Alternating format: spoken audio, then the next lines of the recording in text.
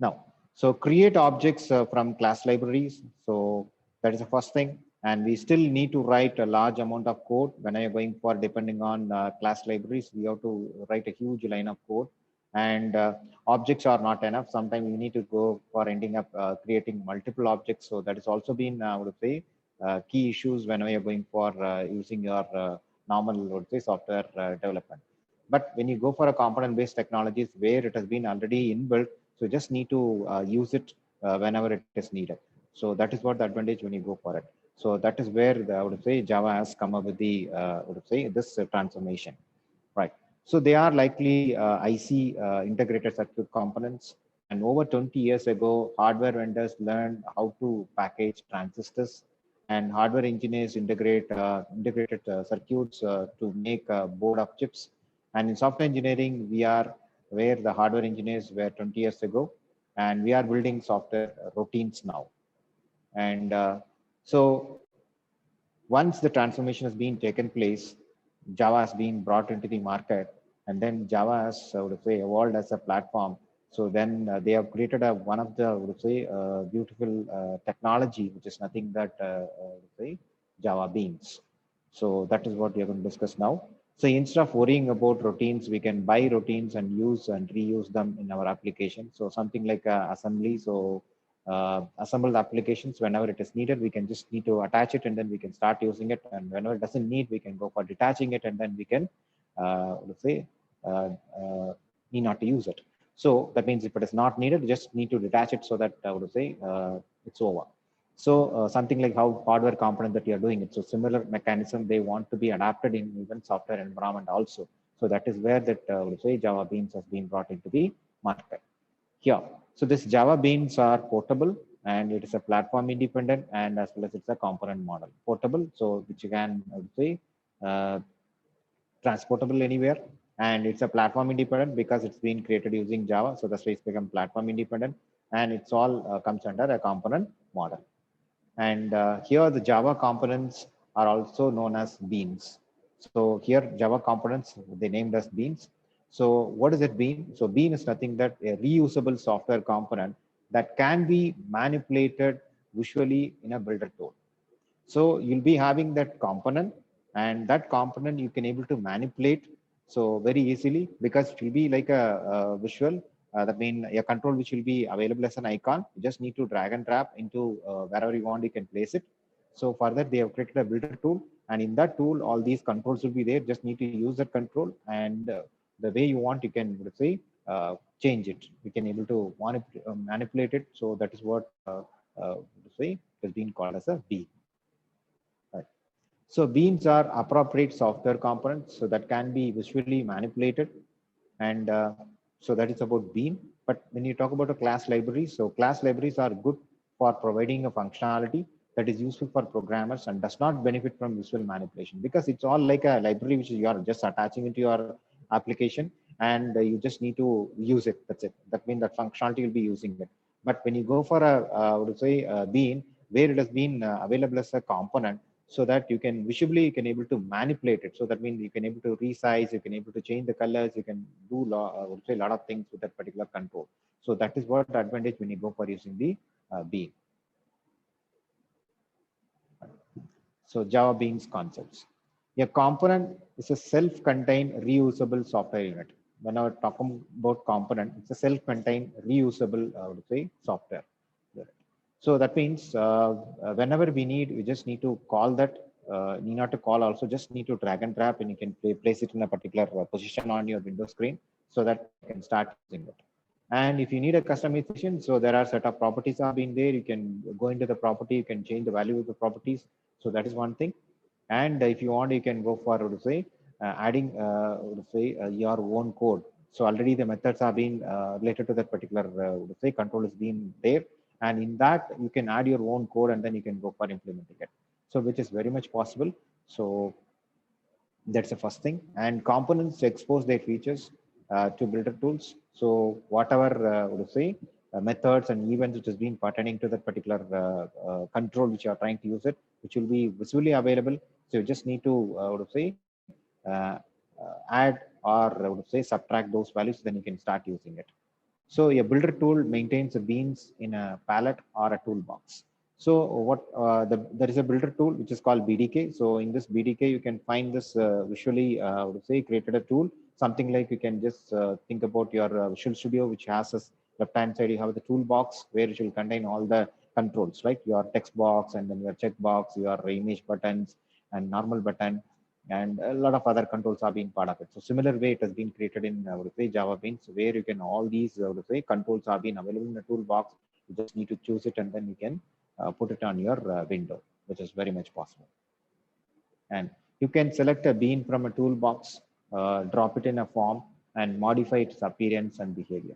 So what you can do, you can just take it from the particular toolbox, and you just need to place it on your what do you say uh, window, or it may be a form, wherever you want. You can place it, and then you can go for changing the appearance and their behavior also, which is very much possible. And also you can define its interaction with other beans. So here what you can do, it's not about only the particular bean, you can even have one more bean you can create, a bean component, and these two components also can go for doing the interaction, so which is very much possible. And all this without a line of code. All these things are happening without a line of code, you can able to say do on it. So that is what the say one of the best mechanism ever created by Java Beans. So these are the few characteristics of Java Beans, which is a public class with would say zero argument constructor. So that means it's a public class and there is no would say argument. It's in a constructor, and which has a properties with would say necessary methods. So we have the properties, and along with that would say methods also being available. So we can go for would say accessing those properties and the methods, which is very much possible. And along with that, it has events also, something like on focus, on blur, on click. So like that, there are so many events which you can use on it. So that is also one of the characteristics when you go for a Java Beans, and it can be customized. So that is another biggest, I would say, advantage when you go for using your Bean components. You can able to customize it according to your need. So which is very much possible, and its states it can be saved. So whatever the state of that particular, I would say, bean component, you can able to save on it, whether it is an active or non-active, so or it is hidden. So all those things you can able to save on it. So that is another characteristics, and it can be analyzed by a builder tool. So you using what is a builder tool, we can able to what is say analyze on it. So it's another characteristics when you go for using the Java Beans. Right.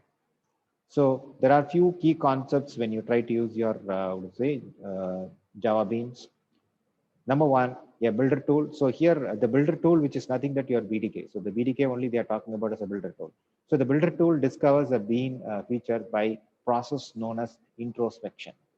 So uh, here, what is happening in introspection? Adhering to the specific rules. So that means when I'm going for creating any of the control or a component, so there is a specific rule has been created, and for how to say creating that particular control. So that is comes under a design pattern. So how you need to design on it, and what are the properties need to be get added. All those things there are predefined rule which has been created. So according to that, you need to go for creating it.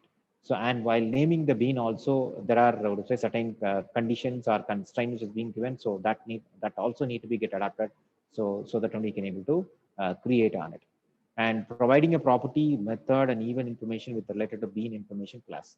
And when you're going for creating any of the would say control, we have to provide what are the properties being part of that, and along with that, what are the methods being get used, and along with that, what are the events which being related to that particular bean which you have been created. Entire thing should be part of it, so that only whenever the user is trying to access, so they can able to get that particular uh, properties, the method, even which has been part of the particular control which has been created by you.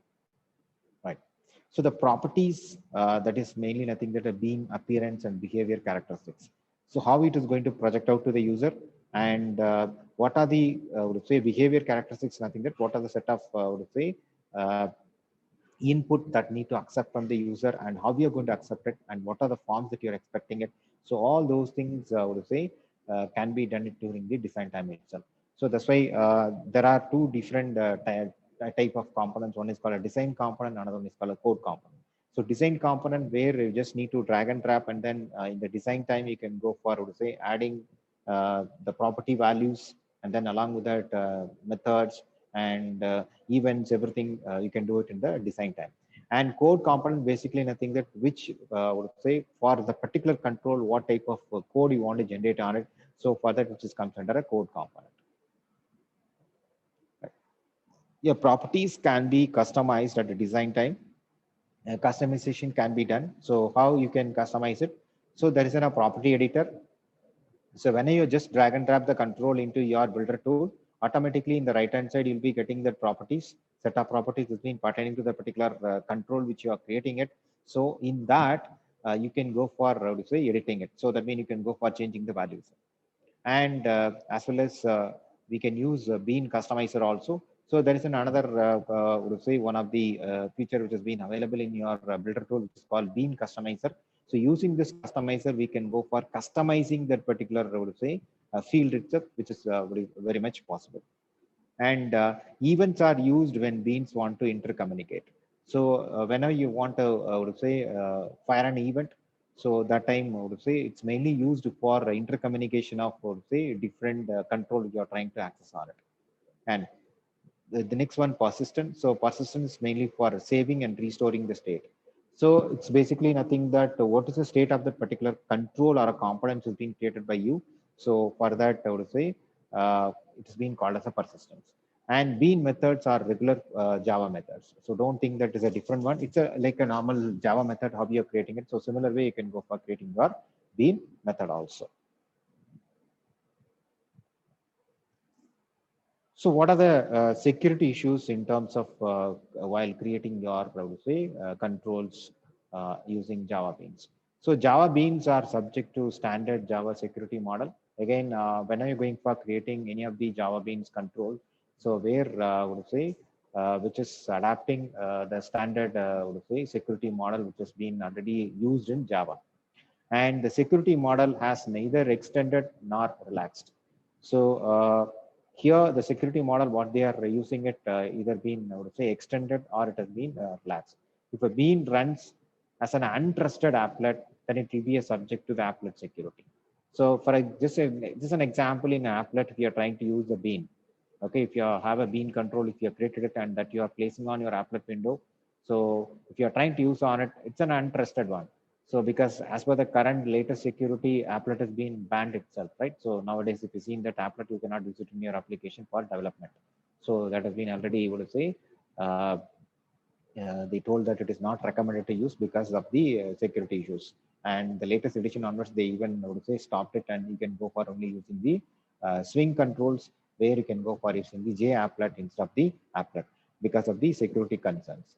And if a bean runs as a standalone application, then it will be treated as a normal Java application. Suppose just if you are creating a bean and as a standalone application instead of using in an applet, so that is the case, it will be treated as a normal Java application.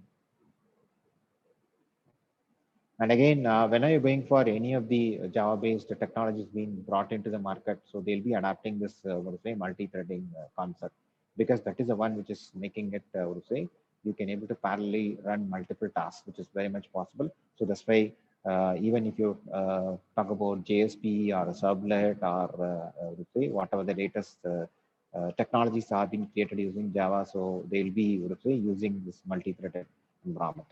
So assume your bean will be running in a multi-threaded environment. It is your responsibility to make sure that the beans behave properly under the multi-threaded access.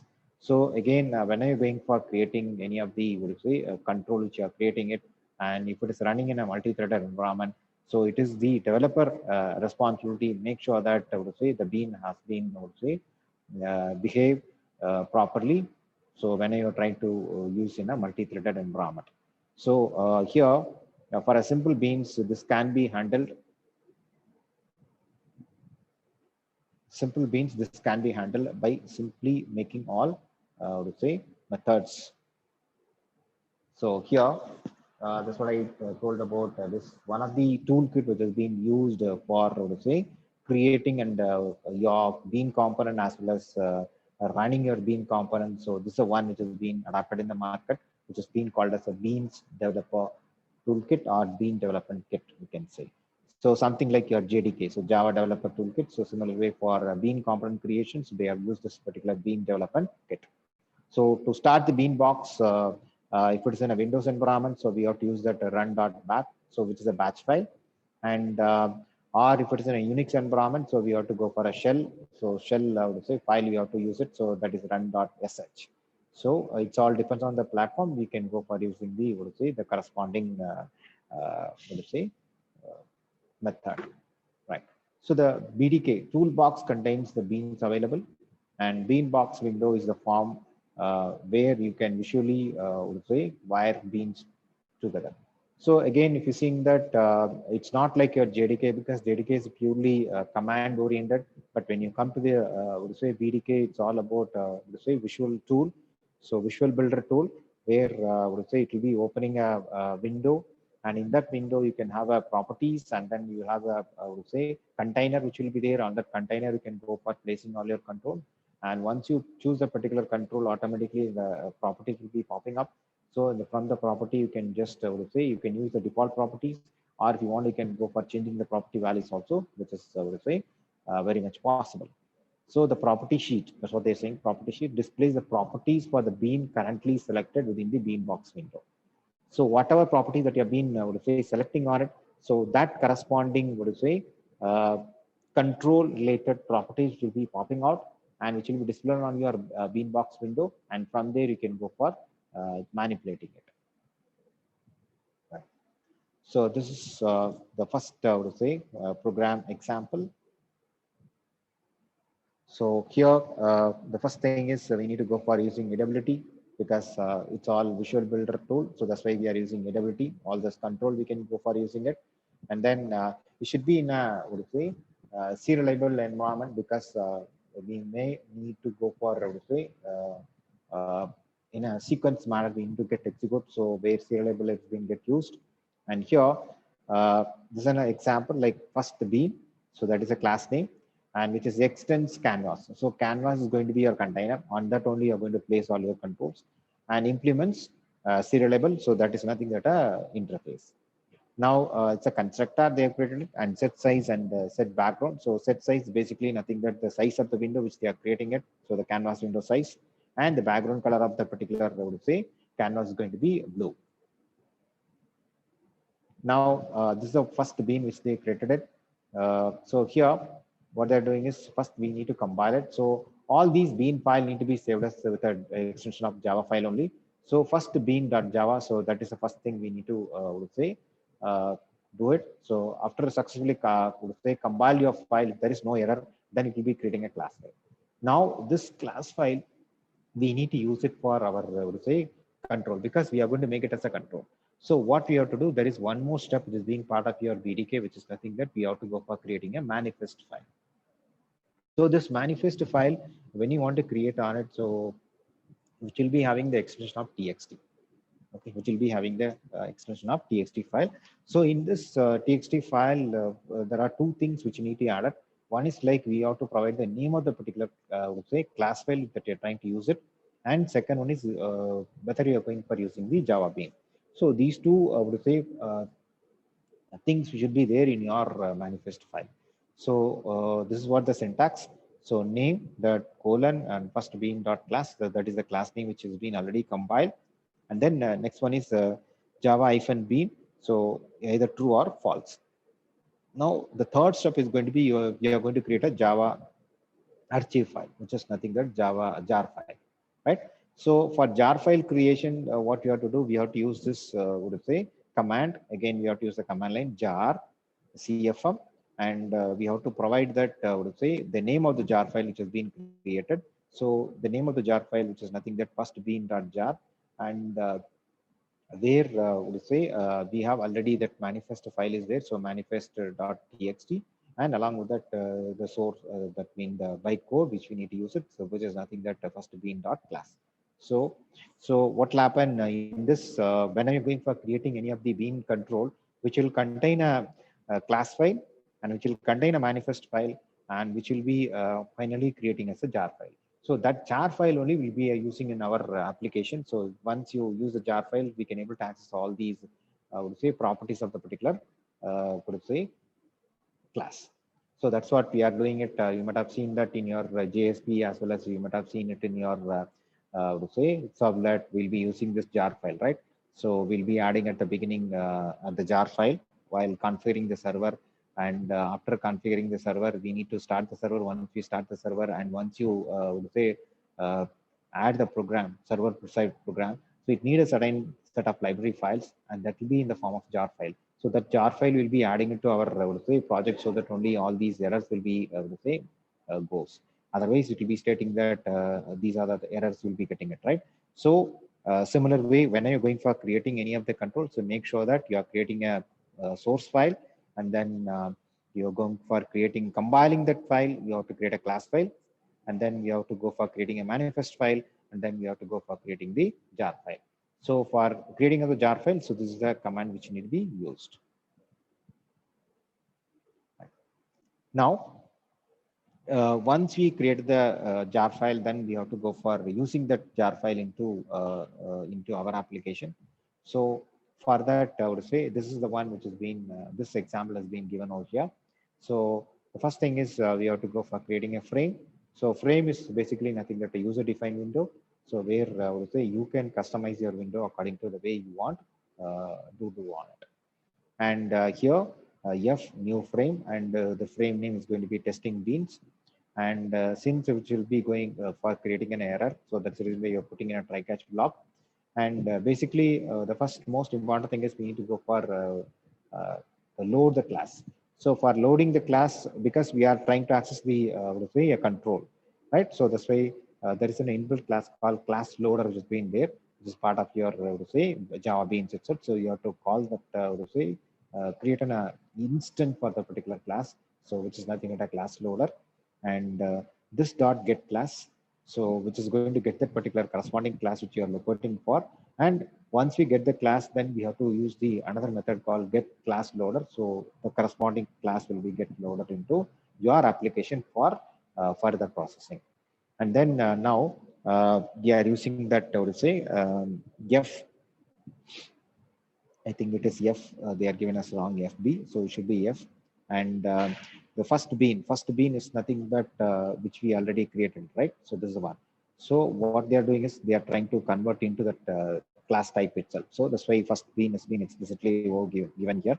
And next one is we need to call that particular, I would say, object which has been created for this particular thing. So the object what they are creating is nothing but beans, and dot instantiate. So here it is mainly we are going to create that instance for that particular class which has been need to be adapted in your application. And here CL is nothing but an object of this class loader, and comma. So the name of the particular class which you need to load on it is nothing but a first bean, which we already created it. So that is what we are trying to give a note here. So this is going to be a syntax. So that is Sir, mainly something like, yes, Nega? it is FB only, no, sir, because F and FB is completely different. F and FB? Yeah, F is frame, right? So what is FB, sir? Like, See, F is the frame. So already we have created the frame. Now we have to implement that particular class, which is already given out here, right? The first bean. The first bean which you have created, right? yes, sir. So this need to be implemented. So that's what I told, that statement which is missing here, it should be like a first bean. The statement should be like first bean, FB. So that is an object name. Okay, sir. Okay. And we are converting into the corresponding class beans.instantiate, and CL, so which is going to be a class loader, and this first bean is going to be the name of the class that we are calling here. Okay, sir. And this might create an error, so we are trying to put it in a try catch block, and if there is an exception, which will I would say throw that error, and for that we are just printing out. Now, once we created a frame, and that frame, I would say, if you want to get display, so we are going to use that add method. So what we are going to add it, we are going to add that particular control which we have created. So for that reason only add of FB. So that object we are using it. So through that we can able to add the particular bean into this particular frame. Is it clear? Yes, sir. So this is a basic one. So these two programs are combined. Okay. So this is going to be the first one, basic. And then after that, we have to go for creating these three steps. Then we can go forward to say implementation class. This is the one which is going to implement the particular control that has been already created by you.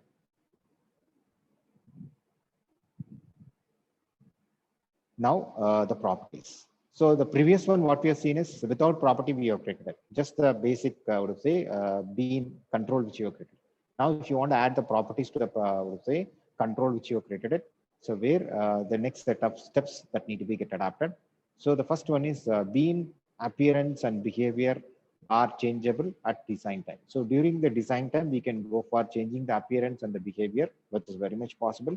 So they are private values, can be accessed through getter and setter method. So when you try to access any of the say properties and say if you want to do the changes, where we can go for using the getter and setter method, something like get and set method. So here they are calling us getter and setter methods.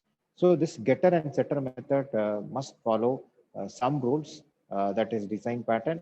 So where we have to say we'll be discussing further what are those rules. Now a builder tool can discover a bean property. So using this builder tool, we can go for discovering that particular, I would say, bean properties which has been already created and determine the properties. Either we can go for stating that it is read only, or we can go for making it write also. So that means if you want to do some changes, if you are allowing the user to change on it, so that is the case, you can go for making it a read attribute, or if you doesn't want to change it, we can make it as a read attribute. So that means they can go for only reading it. And locate an appropriate property editor for each type. So because when you are allowing the user to do some changes, then you make sure that I would say the property editor has been, I would say, for each and everything which you are creating it, make sure that has been available. And display the properties. So you need to display the properties in a sheet and alter the properties at design time. So you can go for allowing the user to say do the changes during the design time, ask the user to go for changing the values. Something like you just imagine about you have a text box which you created. One moment you drag and drop the text box into your screen, then right hand side you'll be getting all the properties. And in that property, you can go for change, for example, name. So by default, there'll be a name which will be there. And if at all, if you want to change it, then you can just go into that particular name, say property, and then you can do the changes onto the name property. Right. So this properties has a type. So there are, I would say, 4 different types of properties have been available. One is like a simple, second one is the index, third one is the bound property, and fourth one is the constraint properties. So this we already discussed during the first unit itself. I think you might be remembering it. So as a generic stuff which you discussed. So what is the say properties for a component properties? In that we had a discussion. So there are 4 different types of properties. So same thing which has been adapted in your Java Beans also: simple, index, bound, and constraint. So simple is basically nothing but a normal one. And index means if you have a multiple value properties, where you will be using the index. And if it is a bound means it's going to provide an even notification when the value changes. So it is bound to that particular, I would say, thing. So whenever you are, say, accessing through something or the values are being get changed, then automatically it will be get notified. And fourth one is going to be a constraint. How proposed changes can be okayed or vetoed by other objects. So whenever you are going for, I would say, doing the changes, whenever you are going for doing the changes, whether it has been say yes or it has been no. So for that, I would say this constraint properties are being constraint basically nothing but a condition. So it's been based on the condition, the value of the particular or behavior of the property is going to be changed. So that is what we are trying to mean. Right. So simple properties. When a builder tool introspect your bean, it discovers 2 methods. One is like I would say set and get method. So that's for setter and getter method. So get color and set color. So set color is basically nothing that you are going to say set the color either as a background color or it may be a foreground color. And get color is going to be to retrieve that particular color has been already would say available. So the builder tool knows the property named color exists of type color, and it tries to locate the property editor for that type to display the property in a sheet. So once you are given that, automatically related to the color, so there will be a property, would say, which will be property, would say, which will be property editor, which will be popping out, and then it will be allowing to do the would say alterations. So that means whenever it is seeing this particular property, then automatically it will be would say locate that property editor and for that type and to display the property in a sheet. Right. So how to add a color properties? So create and initialize a private instant variables. So for example, private color. So this is going to be what do you say your color class, and this is going to be an object. Color is going to be an object, and the value which you want to give on it. So color dot blue. So this is a way you can go for giving it. So this is the syntax for would say color creation. This has been taken from your would say uh, applet which we have studied in the would say second semester. So write public getter and setter method. So here public color. So get color. So which is basically nothing that we are going to retrieve that particular color which has been already set. So return the color, and set color is basically nothing that we are going to set the color. So for that color, and this is an what would say type of it. And now type from the color we are creating an object. Now that object we are assigning to that say local variable. And then repaint is basically nothing that we are erasing that already say existing color, and this color will be set. So for that set color method has been used. Right. Now introspections. This is called events introspection. So for a bean to be the source of an event, it must implement the methods that add and remove listener objects for the type of event. Now, already we have seen, what to say, when you're going for any of the, say, interface that you are trying to implement on it. So irrespective of whether you're going to utilize or not, so you have to implement all the methods. And all these methods, whenever you're trying to utilize into your applications, then we'll be using that particular, say, method called add method. So through that only, which will be get added. So add. So we have to provide that listener type, and then I would say we have to specify. So add action listener of this, add action listener of this, or add item listener of this, or add adjustment listener of this. So even listener type and the even listener type, and then object should be given. So same thing is for remove also. So similarly, you can go for remove item listener, or remove adjustment listener. So like that you have to specify.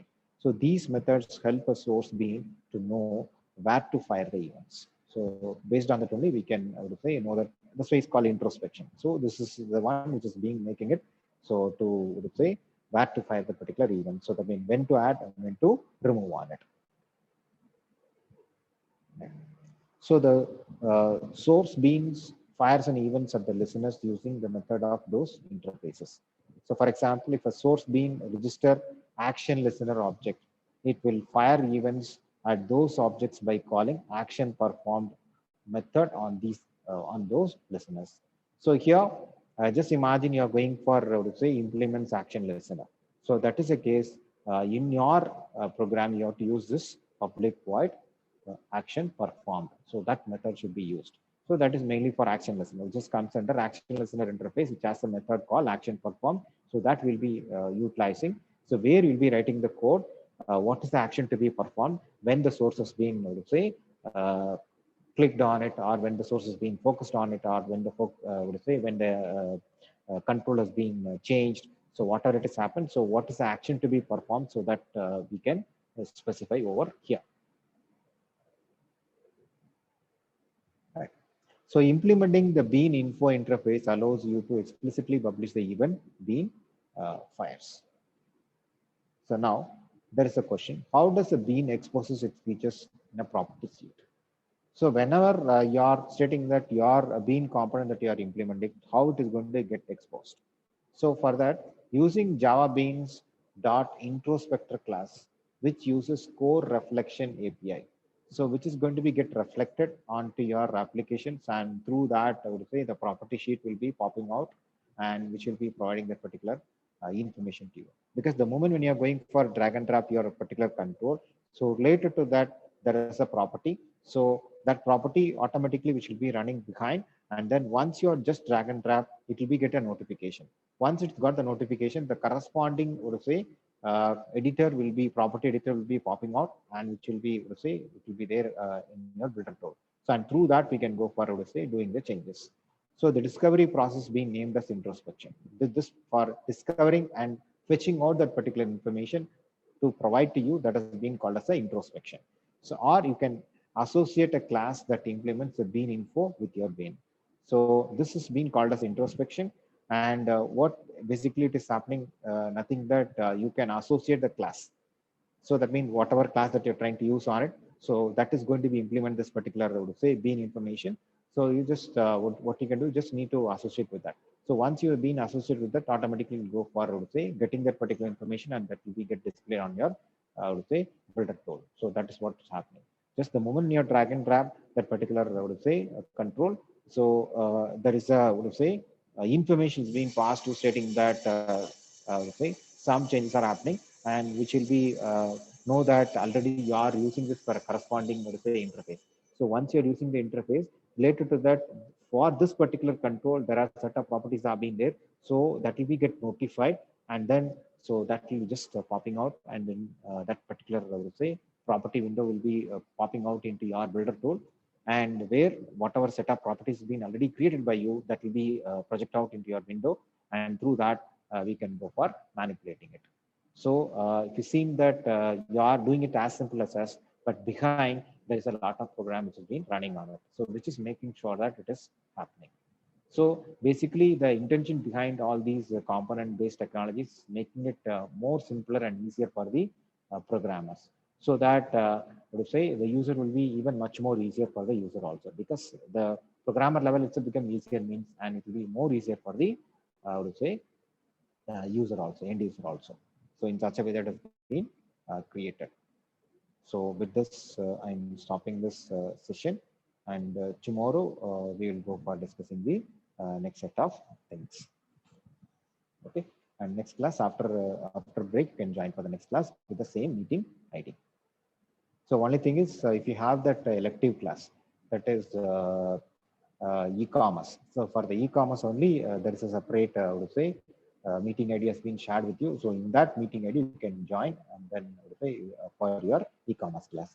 For the regular classes, you need to join this particular ID only.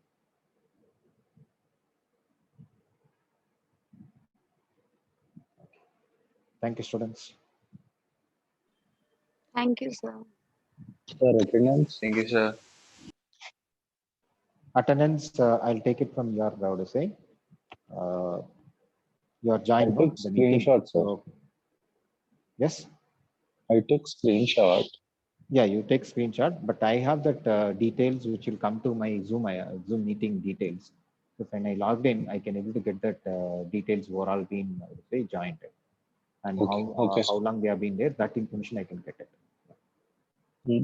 So is it necessary to take screenshot or not necessary, sir? No, need not to take. It's not mandatory, because I'll be having all the information, because in the login, all these information will be get stored. So from the meeting starting point till the closing point, how long you have been stayed in the meeting, all those information I can able to get it from the, I would say, Excel sheet. And the person who just reconnected again, sir, what about them? Yes. All those information. That means from the beginning till the end, whatever things are happened in that particular meeting, the entire detail will be there.